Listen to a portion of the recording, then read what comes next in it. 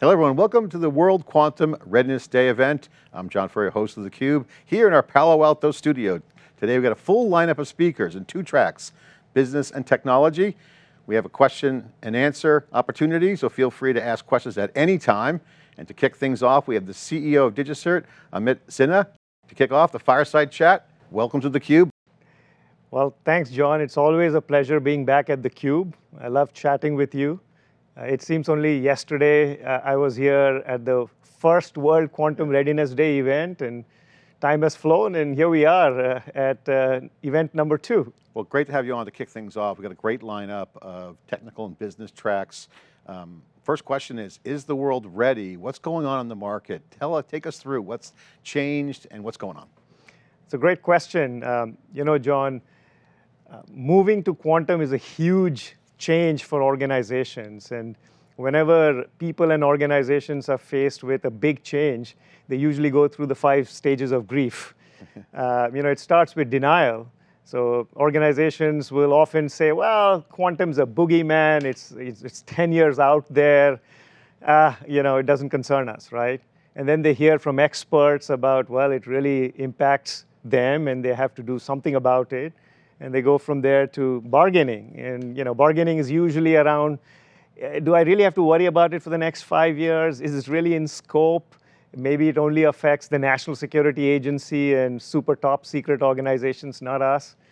And then they dive deeper and they find out, well, it touches everything. It touches authentication, encryption, their foundational digital trust fabric, and they have to go through all of that. So that leads to anger, right? And anger is followed by a bit of depression when people realize, well, I don't have the resources, I don't have the budget, I don't have the exec buy-in. Even if I start today, I run out of time before I'm able to upgrade my entire trust fabric to make it quantum safe. And then finally, you know, you get to acceptance when you realize, well, you just have to keep calm, move along, and adopt post-quantum cryptography. So, you know, we've been tracking this for a while now, and you know, when I started talking about post-quantum cryptography, most organizations and people were in denial, right? I just wrapped up our 7-city Digital Trust Summit Roadshow, yeah. And I had the opportunity to meet over 700 organizations, and we did a live poll. We asked them, where are you in these 5 stages of emotions around PQC? And well, the good news is about 43% of organizations are in acceptance, right? They accept, and they are actually doing tangible things to move to quantum safety. I'd say about 5% of those organizations are really advanced. We still have about 24% of organizations in denial, right? And you know, part of the reason we are doing this event is to make sure everyone understands the importance of migrating to quantum safety. And then, you know, they go through those stages, and my bet is this is the year where most organizations, the vast majority of them, accept that the time to act is now, and they all have to move and upgrade their digital trust fabric to make it quantum safe. You know, last year was the year 1 we did this, and it was, hey, be ready, get some attention on the topic. This year, it's a lot more going on. The numbers, you quoted some of them, people are accepting it. There's a lot going on in the market that's forcing this. So give us an update on the state of quantum, because you know, the skeptics who are kind of like, well, we'll get to it, it's way down the road. I mean, that number has shrinked to years now, single digits. Yeah. And more people are realizing that's going to happen faster, and it might not happen with the good guys. Yeah. So, you know, this is a huge, and this balancing between the two. So give us an update on the state of like quantum computing, what's happening with the actual capabilities, and why is that moving this faster into customer zero and more people digging in? Yeah, that's a great question. And you know, part of the reason why people are still in denial is because we've been talking about quantum computing for a while, right? IBM was a pioneer and continues to be a pioneer in quantum computing, chipsets and infrastructure. But more recently, if you look at all the hyperscalers, Google, Microsoft, AWS, and more recently NVIDIA and Cisco, they've all announced their bigger, faster, better quantum processors. So in many ways, I feel like this is the early days of transistors. Remember the Intel 404, 4004 and the first few chips. And so where we are is in those early days of quantum computing. But the rate at which advances are happening is staggering. And most of the companies are addressing two problems. One is, how do I have more qubits, quantum bits, similar to the early days of transistors? How do I pack more transistors and get more memory and more processing capabilities? The other aspect is, how do I fix error correction so I can get more logical qubits out of the same physical number of qubits? Because errors in quantum computing is a big problem that needs to be solved. So my thesis is that quantum computing will have a ChatGPT moment, right? Where one day people will get up and wonder, wow, how did this disruption happen? Well, it's been cooking for a while, and all of the big tech firms are in a race for quantum supremacy because they view this as the next big thing. Now, the challenges and this, the advantages and disadvantages. Quantum computing is a double-edged sword.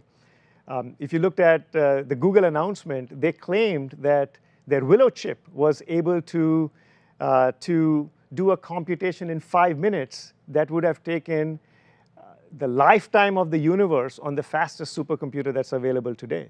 So that's the massive compute capabilities that quantum computing can unleash. And it can solve problems that are just infeasible today.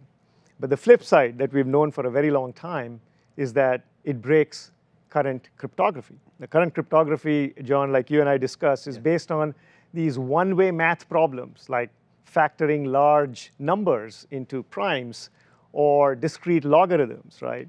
So we've known for a while that Shor's algorithm can break RSA. If RSA is broken today, the internet would melt down. Right? Similarly, we know Diffie-Hellman can be broken. And these are foundational algorithms that allow us to share keys, do encryption, do authentication. Similarly, Grover's algorithm for search exists for quantum computers that can cut down SHA-256 and make it only as effective as half the number of bits. So those are the challenges. What I'd say is we are still in the early days of quantum computing, but the rate of advance is very rapid. And all the big tech firms are on this race for quantum supremacy, and it's going to happen on an unpredictable timeline.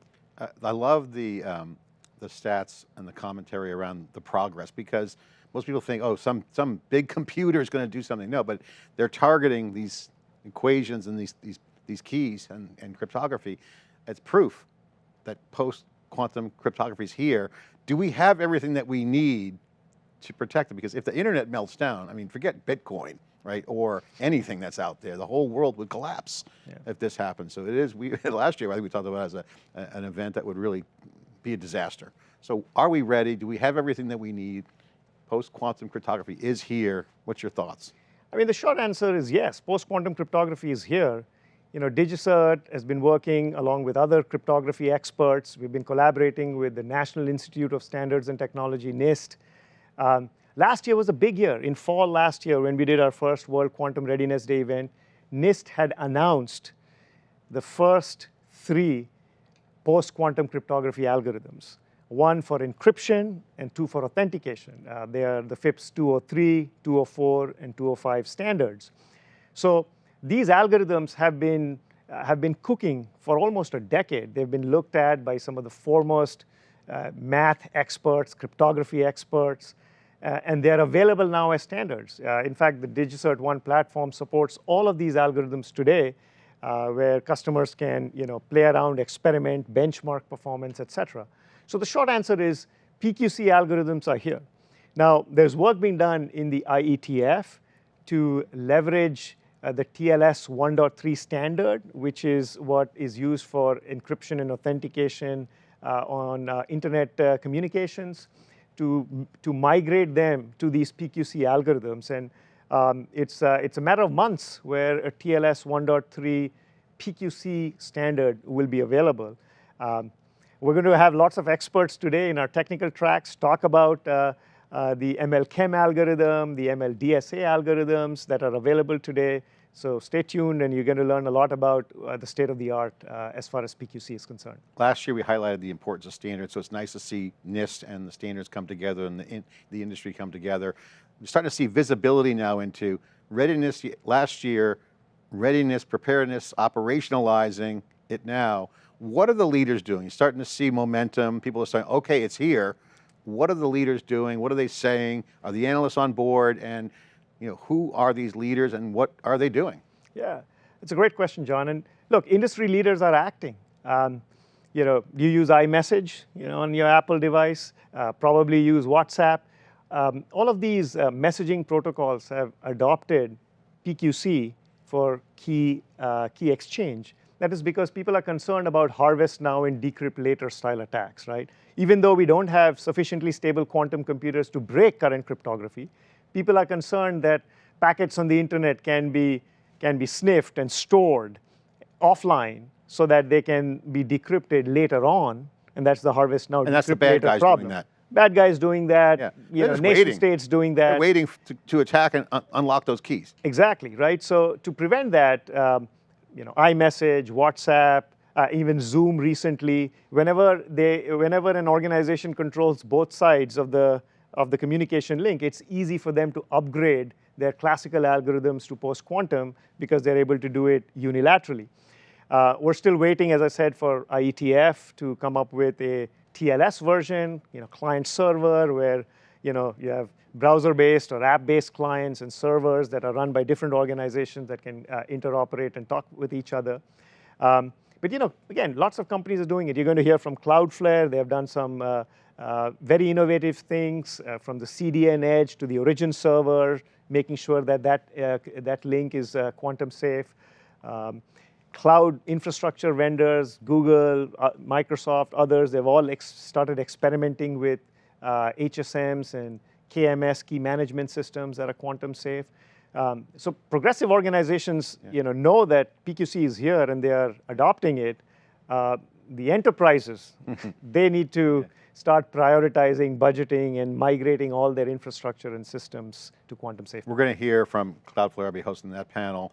These are experts. This isn't like, hey, just go research this. These are the alphas in the companies that are doing this. And so they see it. Yeah. Okay, so that's good news. But DigiCert, you guys are involved in a lot of classical stuff like certificates. Yeah. They're impacted. So talk about that. A lot of change going on there too. That's like the current situation, and post-quantum is a whole nother ballgame, but there's two factors here. Talk about the certificates and that impact. Yeah. First. It's a great question. I've said a few times that the PKI industry is going through renaissance because 3 or 4 massive disruptive changes that are happening at the same time. So first, these algorithms behind PKI, behind certificates, behind authentication encryption need to move from classical, which is broken by quantum, to quantum safe versions that we talked about. But also, even in the current classical cryptography sense, big industry standard changes are happening. Apple and Google recently introduced a ballot that got approved, which is going to take certificates that are today issued for a year and shrink that to 47 days. And that's a huge change. That's 8x more certificate operational overheads for organizations, because a certificate that was valid on a system for a year suddenly is valid only for 47 days. And that change is going to happen over the next few years. So today, certificates are valid for 398 days. Come March next year in 2026, they'll be valid for 200 days. March 2027, they'll be valid for 100 days. And then finally in 2029, they'll be valid for 47 days. I haven't met a single organization that does not have outages related to expired certificates.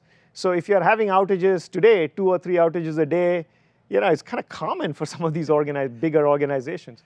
Imagine what happens, when you go to 47 days. You're going to have 8x more unless you modernize your PKI, unless you have a platform that can give you crypto agility, unless you have a platform that can give you dynamic automation, so you're not doing all of these things manually.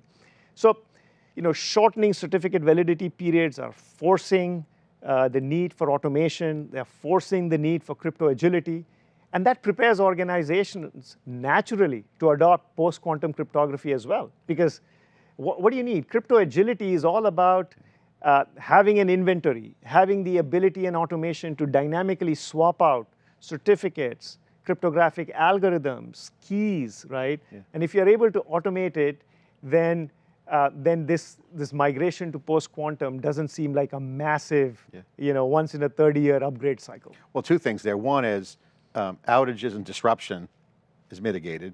And two, you're getting at the muscle building for the transition. Yeah. Post-quantum cryptography. So let's talk about that. Yes. Okay, they have to address it too. That's like a critical path for businesses. We know that. Yep. Build the muscle for the transition to post-quantum. Yeah. What's that about? Yeah, so look, in fact, we did a recent survey and we had Forrester do a total economic impact analysis, and they found that if you prepare for crypto agility, if you have automation in place, you can get over 300% ROI from that investment because you have less outages, you're not spending money in manual certificate rotations and manual steps that are needed to run this infrastructure. Now, on the PQC side, what's interesting is analysts such as Gartner are coming back and saying, well, we never gave a date, but now let's put a date, right? Yeah. Gartner, for example, has said current asymmetric cryptography must be retired by 2029. And that happens to be the same timeline for the certificate validities that shrink from 398 days to 47 days.